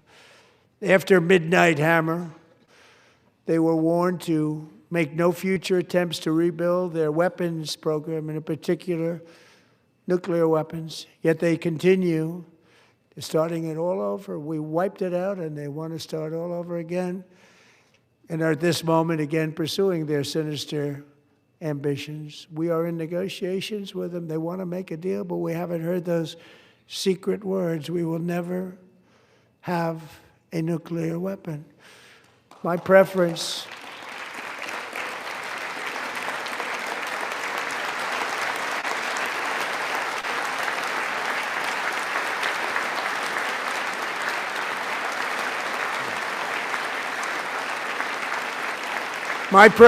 is to solve this problem through diplomacy. But one thing is certain, I will never allow the world's #1 sponsor of terror, which they are by far, to have a nuclear weapon. Can't let that happen.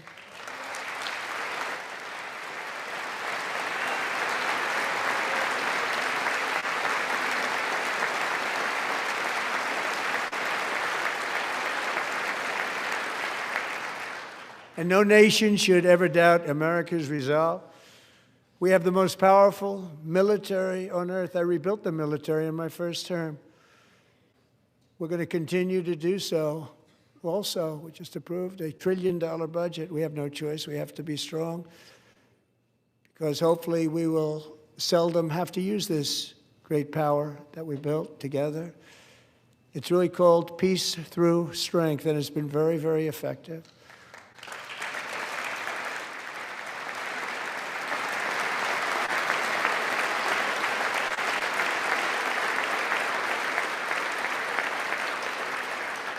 So thanks to Republicans in Congress who are investing that record number of dollars, have no choice, in the United States Armed Forces. Also creating a lot of jobs, but we're not even doing it for that reason. Because as I said, we have more jobs, more people working today than ever before in the history of our country.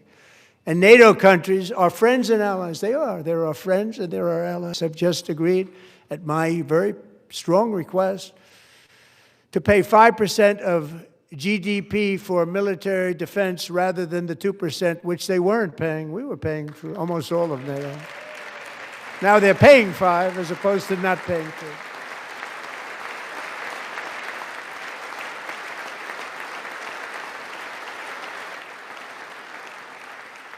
And getting that 5% was something which everyone said would never be done, could not happen. We got it really easily. One meeting. And big difference between 2% that's not paid. We were paying the freight of many of them. Very few were paid up. Now 5%, then they're paid. And everything we send over to Ukraine is sent through NATO, and they pay us in full.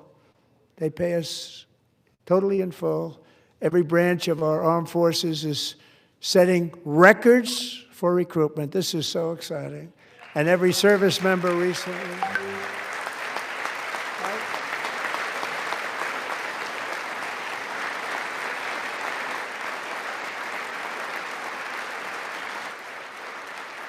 And every service member recently received a warrior dividend of $1,776.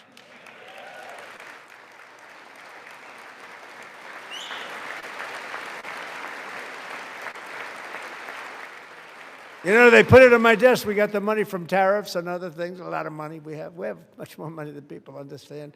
Have to rebuild that program a little bit, but it won't take long. But we got the money, and it was $1,775, and they wanted my approval. And I said, what's the number? $1,775. I said, wait a minute. For $1 more, we can have $1,776. It's going to I said, we're going to figure that. I never asked anybody if we could afford it. $1 more, I said $1,776. And I said, that's good. And I'll tell you what, our military, that was 4 months ago, our military, I never see a person in the military that doesn't thank me for it, so we're honored to do it. They deserve it. And we call it 1776. It was great. And we love our military. We love our law enforcement. We love our firemen. You know, the firemen don't get mentioned enough. We love our firemen. We're also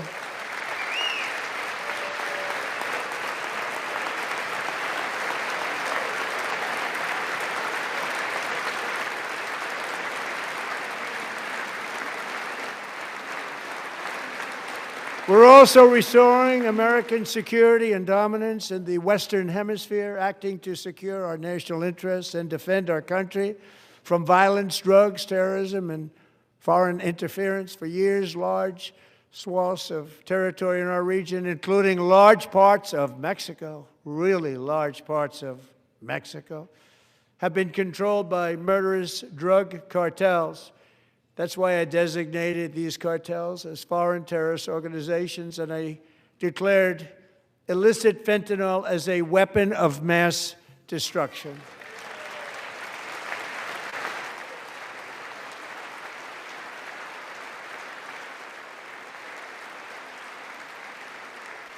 And with our new military campaign, we have stopped record amounts of drugs coming into our country and virtually stopped it completely coming in by water or sea. You probably noticed that.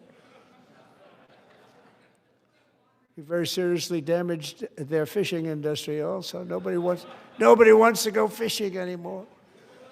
We've also taken down one of the most sinister cartel kingpins of all. You saw that yesterday. In January,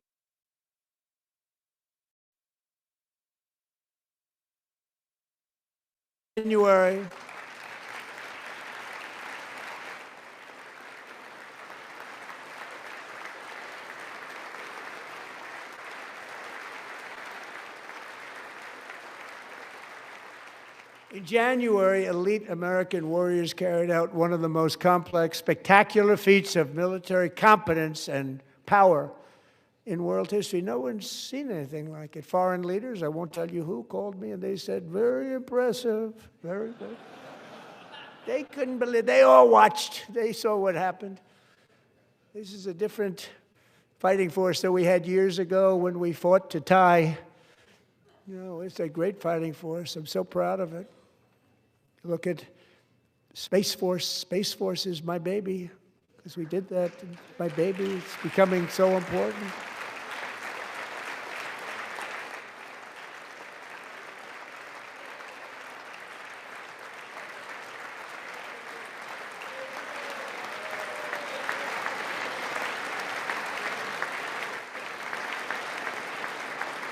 And America's armed forces overwhelmed all defenses and utterly defeated an enemy, good fighters, to end the reign of outlaw dictator Nicolas Maduro and bring him to face American justice.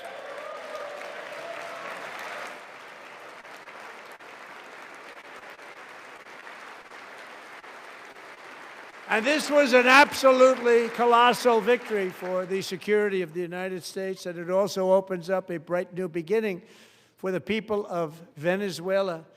We're working closely with the new president of Venezuela, Delcy Rodriguez, to unleash extraordinary economic gains for both of our countries and to bring new hope to those who have suffered so terribly. They really did suffer. With us tonight is Alejandro Gonzalez. She grew up in a tight-knit Venezuelan family and was especially close to her beloved uncle Enrique. But after Enrique ran for office and opposed Maduro, he was kidnapped by Maduro's security forces and thrown into the regime's really infamous prison in Caracas. Alejandro feared she would never see her uncle again. She feared for her own life also. But since the raid, we have worked with the new leadership, and they have ordered the closure of that vile prison and released hundreds of political prisoners already, with more to come. Alejandro, I'm pleased to inform you that not only has your uncle been released, but he is here tonight. We brought him over to celebrate his freedom with you in person. Enrique, please come down.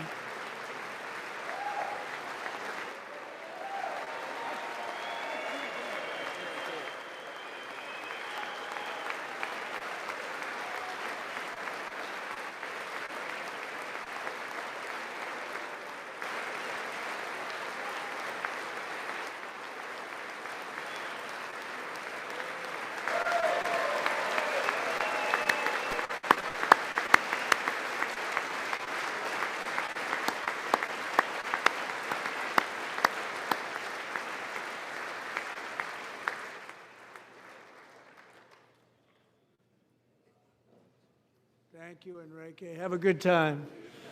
Nice to have you back, Enrique. There were many heroes on that January raid to capture Maduro, really great heroes. It was very dangerous. They knew we were coming. They were all set. But the deeds of one warrior that night will live forever in the eternal chronicles of military valor. Chief Warrant Officer 5, Eric Slover, planned the mission and was the flight lead in the cockpit of the first helicopter, a big, beautiful, powerful helicopter. It was a massive Chinook carrying, as you can imagine, many, many American warfighters. Wearing the dog tags, his wife Amy had blessed with holy water before he left. She knew it was going to be a rough one. Eric steered the Chinook under the cover of night and descended swiftly upon Maduro's heavily protected military fortress. This was a major military installation, protected by thousands of soldiers and guarded by Russian and Chinese military technology. How did that work out? Not too good. While preparing to land, enemy machine guns fired from every angle, and Eric was hit very badly in the leg and hip, one bullet after another. He absorbed 4 agonizing shots, shredding his leg into numerous pieces. And yet, despite the fact that the use of his legs was vital to successful helicopter flight, legs are the most important part of flying a helicopter, to deliver the many commandos who would capture and detain Maduro was the only thing Eric was thinking about. Then, even as he was gushing blood, which was flowing back down the aisle, helicopter lands at a steep angle. The machine guns stood right in front of him. They were right in front of him, 2 machine gunners who escaped the wrath of the previous planes. Eric maneuvered his helicopter with all of those lives and souls to face the enemy and let his gunners eliminate the threat. Turned the helicopter around so the gunners could take care of business, saving the lives of his fellow warriors from what could have been a catastrophic crash deep in enemy territory. Only after safely landing the helicopter with all the warriors aboard in the exact right spot, which was vital to the mission. We probably would have had to maybe cancel the mission if that didn't happen. Eric told his co-pilot, also wounded, but not as gravely, to take over. I'm about ready to pass out. The success of the entire mission and the lives of his fellow warriors hinge on Eric's ability to take the searing pain. It was unbelievable what's happened to his legs of the bullets and keep on flying and landing, and people knew what was happening. Everybody in the back of the helicopter knew because they saw the blood pouring down the aisle. Chief Warrant Officer Slover is still recovering from his serious wounds, but I'm thrilled to say that he is here tonight with his wife Amy. Eric and Amy, come on in.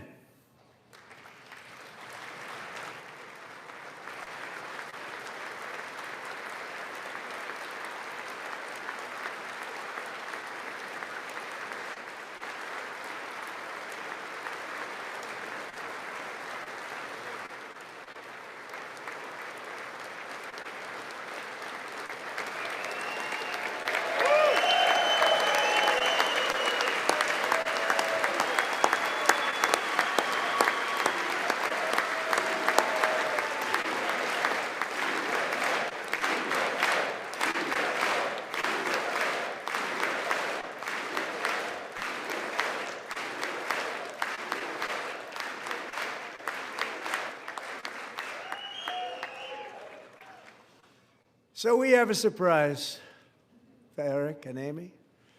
In recognition of Eric's actions above and beyond the call of duty, I would now like to ask General Jonathan Braga to present Chief Warrant Officer Slover with our nation's highest military award, the Congressional Medal of Honor.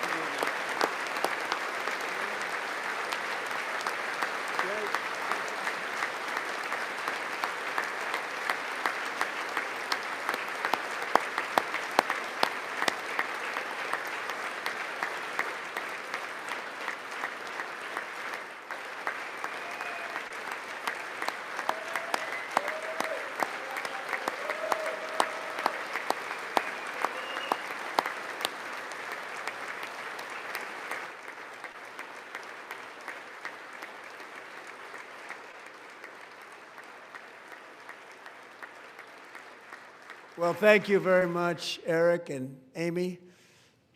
Great to get to know you. I met with them and with a lot of their fellow warriors at Fort Bragg recently. You notice the name Fort Bragg, we have it back, we brought it back. We won the First World War with it, the Second World War with it, and then they decided to change the name. So we changed it back. Everybody wanted to change back too.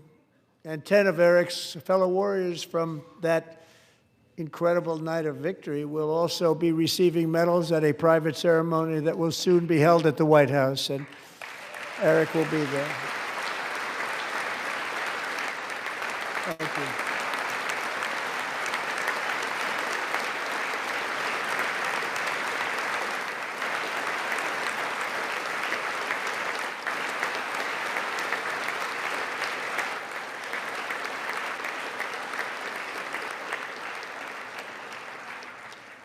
Thank you, Eric. That's a big one. Tonight we've celebrated many truly extraordinary American patriots, but there is one last living legend to honor before we go. He is one more heroic American aviator, Navy fighter pilot. Royce Williams served in World War II, Korea, Vietnam, flying more than 220 missions. In the skies over Korea in 1952, Royce was in the dogfight of a lifetime, legendary dogfight. Flying through blizzard conditions, his squadron was ambushed by 7 Soviet fighter planes. It was his first aerial combat of the war, and despite being massively outnumbered and outgunned, Royce led the takedown of 4 enemy jets and almost destroyed the others, vanquishing his adversaries while taking 263 bullets to his own plane and being seriously hurt. His story was secret for over 50 years. He didn't even want to tell his wife, but the legend grew and grew. But tonight, at 100 years old, this brave Navy captain is finally getting the recognition he deserves.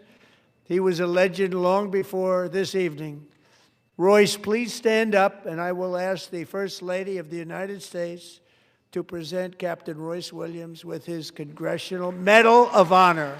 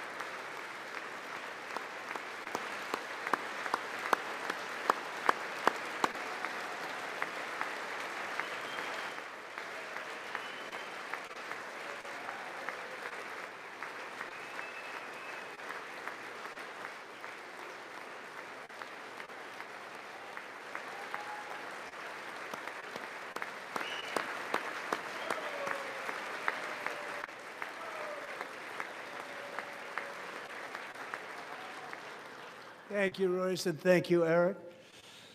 I've always wanted the Congressional Medal of Honor, but I was informed I'm not allowed to give it to myself, and I wouldn't know why I'd be taking it, but if they ever open up that law, I will be there with you someday. But you know, that's our highest honor, Congressional Medal of Honor, and that's a big thing, and it's an honor to be in the same room with you. Thank you both very much, Eric. Thank you.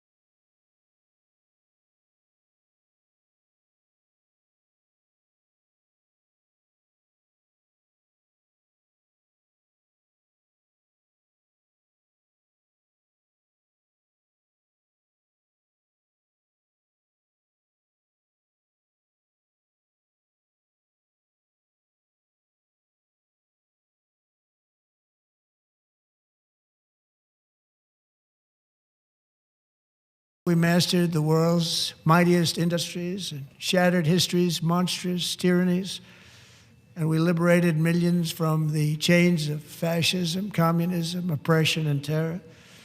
Americans lifted humanity into the skies on the wings of aluminum and steel, and then we launched mankind into the stars on rockets powered by sheer American will and unyielding American pride. We wired the globe with our ingenuity. We captivated the planet with American culture. And now we are pioneering the next great American breakthroughs that will change the entire world.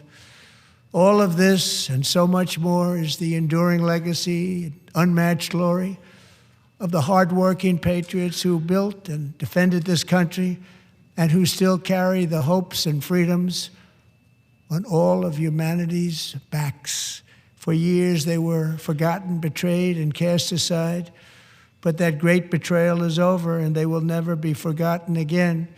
Because when the world needs courage, daring, vision, and inspiration, it is still turning to America. And when God needs a nation to work his miracles, he knows exactly who to ask. There is no challenge Americans cannot overcome, no frontier too vast for us to conquer, no dream too bold for us to chase, no horizon too distant for us to claim. For our destiny is written by the hand of providence, and these first 250 years were just the beginning. From the rugged border towns of Texas to the heartland villages of Michigan, from the sun-kissed shores of Florida to the endless fields of the Dakotas, and from the historic streets of Philadelphia to right here in our nation's capital, Washington, D.C., the golden age of America is upon us. The revolution that began in 1776 has not ended. It still continues because the flame of liberty and independence still burns in the heart of every American patriot. And our future will be bigger, better, brighter, bolder, and more glorious than ever before. Thank you, God bless you, and God bless America.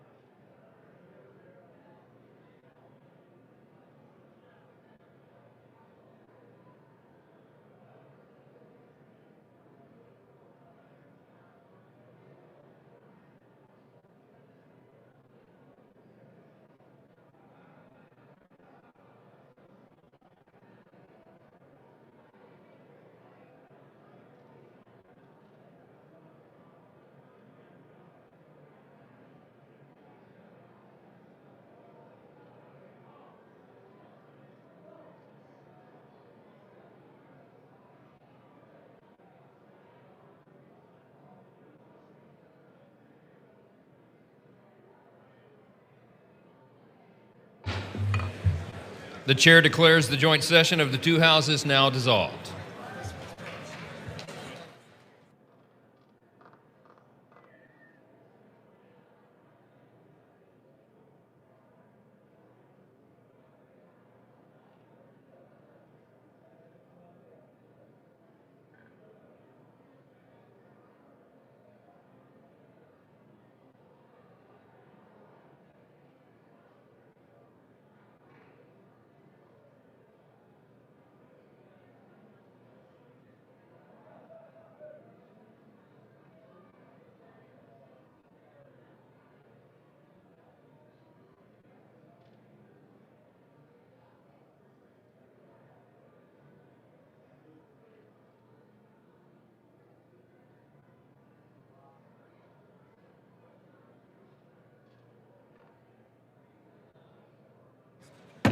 The House will come to order. For what purpose does the gentleman from Louisiana seek recognition? Mr. Speaker, I move that the message of the President be referred to the Committee of the Whole on the State of the Union and be ordered printed. Without objection. Does the gentleman from Louisiana have a motion? Mr. Speaker, I also move that the House stand adjourned. The question is on the motion to adjourn. Those in favor say aye. Those opposed, no. The ayes have it. The motion is agreed to. Accordingly, the House stands adjourned until 9 a.m. tomorrow.